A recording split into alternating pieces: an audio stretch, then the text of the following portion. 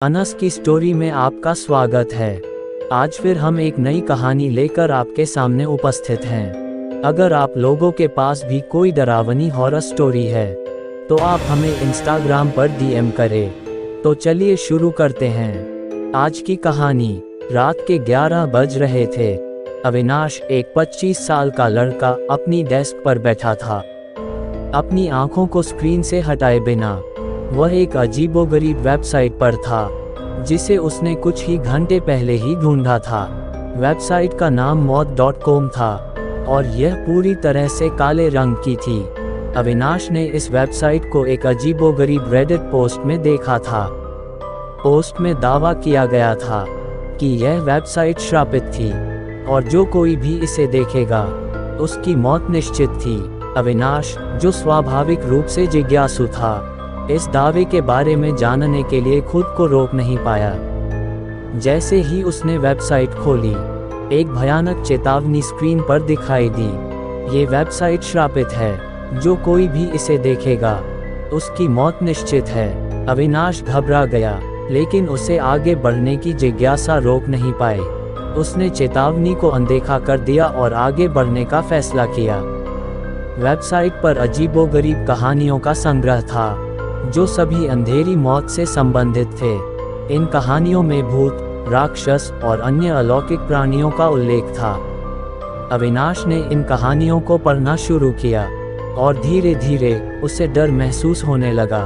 जैसे ही अविनाश कहानियां पढ़ रहा था, उसे एक अदृश्य उपस्थिति का एहसास होने लगा। उसे ऐसा लग रहा था कि कोई उसे देख रहा है। उसने अपने पीछे मुड़कर देखा, लेकिन वहां कोई नहीं था। अविनाश को अजीबोगरीब आवाजें सुनाई देने लगीं। ये आवाजें फुसफुसाहट, चीखें और रोने की आवाजें थीं। अविनाश डर से कांपने लगा था। अचानक स्क्रीन पर एक और चेतावनी दिखाई दी। ये तुम्हारी अंतिम चेतावनी है। इस वेबसाइट को बंद करो, नहीं तो तुम मर जाओगे। अविनाश घबरा गया और वेबसाइट बंद करने का फैसला किया, लेकिन अब बहुत देर हो चुकी थी और स्क्रीन पर काले अंधेरे में एक मैसेज आया जिसमें लिखा था, now there is only a short time left for your death. अब तुम्हारी मौत ने कुछ ही टाइम बचा है।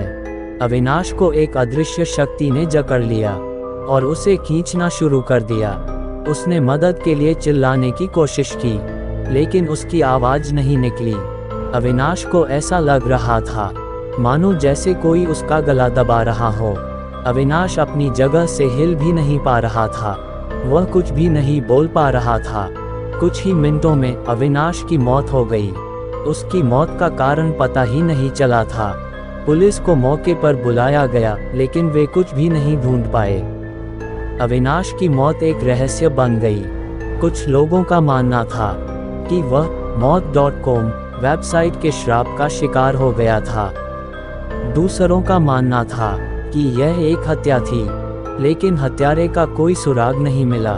और कुछ लोगों का मानना था कि उसे किसी आत्मा ने मारा है। ये कहानी उन सभी के लिए एक चेतावनी है जो अज्ञात और अलौकिक शक्तियों के साथ खिलवाड़ करने की कोशिश करते हैं।